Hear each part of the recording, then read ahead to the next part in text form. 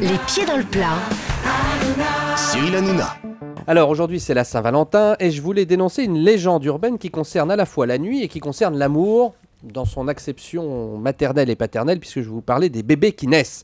Vous avez tous entendu cette histoire. La lune a une influence sur la mer, donc sur la marée, et comme notre corps humain est composé de 65% d'eau, l'attraction lunaire fait qu'il y a plus d'accouchements la nuit que le jour. Ça, c'est quand même... vous avez entendu forcément cette histoire. Bien sûr. Eh bien, scientifiquement, plusieurs études ont démontré qu'il n'y avait aucune corrélation entre la nuit et l'heure de la naissance.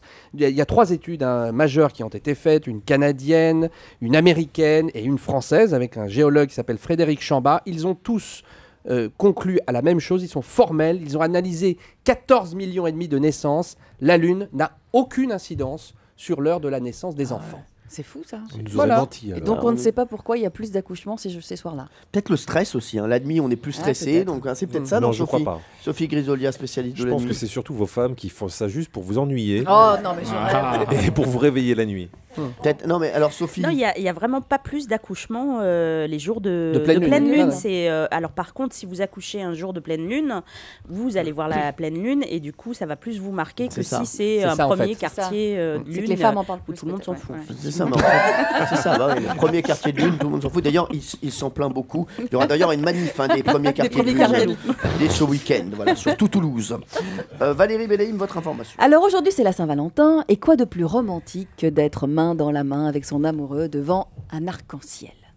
Eh bien sachez-le, il est possible. Oh, la tristesse de la Saint-Valentin chez les Bénaïm. J'essayais de trouver Vous une accroche. imaginez Valérie Bellaïm avec son mec Patoche qui a au moins 85 ans. Hein, vous les imaginez main dans la main devant un arc-en-ciel, c'est beau. Un Surtout, arc-en-ciel. non, ils sont comme ça tous les deux. Attends, chérie, il va pleuvoir. Oh là là. Mais oui, parce qu'on se nourrit de rien quand on est amoureux. Vraiment de Et donc rien, ouais. sachez-le, il est possible de voir un arc-en-ciel la nuit. Comment ça marche, me direz-vous, comme Michel Chevalet? Eh bien, c'est simple. Ils apparaissent quand c'est la pleine lune. Et l'arc-en-ciel lunaire, parce que c'est comme ça qu'on l'appelle, se trouve toujours dans la partie du ciel opposée à la lune. Le ciel doit être sombre, la lune doit être basse et il doit pleuvoir en direction de l'arc. Et là, la lune va jouer le rôle de la source lumineuse normalement réservée au soleil. Et donc voilà, donc on a des arcs-en-ciel lunaires. Ils n'ont pas des couleurs très très vives, certes, mais c'est plutôt des nuances de gris. Mais ça reste quand même très romantique, un arc-en-ciel de nuit. Mais alors, il faut qu'on voit la lune et qu'il pleuve en même temps, Oui. donc il ne faut pas qu'il y ait trop de nuages. Voilà, Enfin, c'est très exactement. compliqué. Ah quand bah même. oui, mais c'est pour ça que c'est magique. Ça, faut le prévoir à l'avance. Oui. Faut se documenter avant Vous de n'êtes pas dire. romantique. Voilà, faut pas arriver comme ça, les mains dans les poches. Quoi. Ça, c'est un truc qui se se bosse, prépare, hein, ça ça se se bosse. bosse. Ah Oui. oui. Thierry Geoffrotin, les 2 infos que vous avez entendues pour l'instant. s'il vous plaît. L'arc-en-ciel lunaire, je pense qu'il faut bac plus 25 scientifique et j'avoue que j'ai rien compris. Oh non. Pourtant, c'était bien expliqué. Hein. Bah oui, mauvaise Sophie foi là. Grisolia, vous connaissiez, vous qui êtes spécialiste de la nuit, les Non, je arcs-en-ciel connaissais lunaires? pas du tout. Mais Ah. c'est vrai, je trouve ça très joli. Très Merci bien. Sophie. Eh bien, merci. Allez, voilà, Jean-Luc Lemoyne, vous avez une autoroute pour gagner là. Mais je pense que je vais finir dans le fossé. Non, la nuit, c'est aussi des métiers particuliers qui peuvent mener à tout. Certains commencent DJ et finissent patron, et d'autres ont des destins plus surprenants.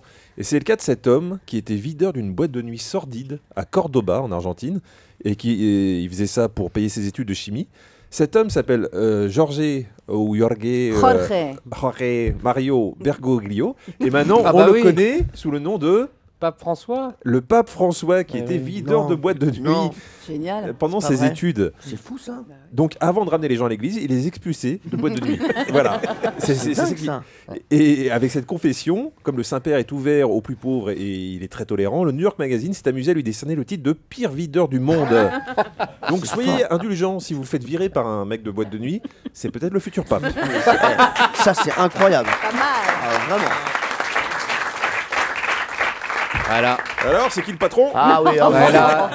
pour moi c'est Jean-Luc Lemoyne, mais c'est pas moi qui décide, c'est Thierry Geoffrotin. Ah bah oui, ce pape qui connaît l'âme humaine nocturne, enfin, Bien sûr. c'est irrésistible. C'est très très fort. Hein. Bravo Jean-Luc Lemoyne. Alors là.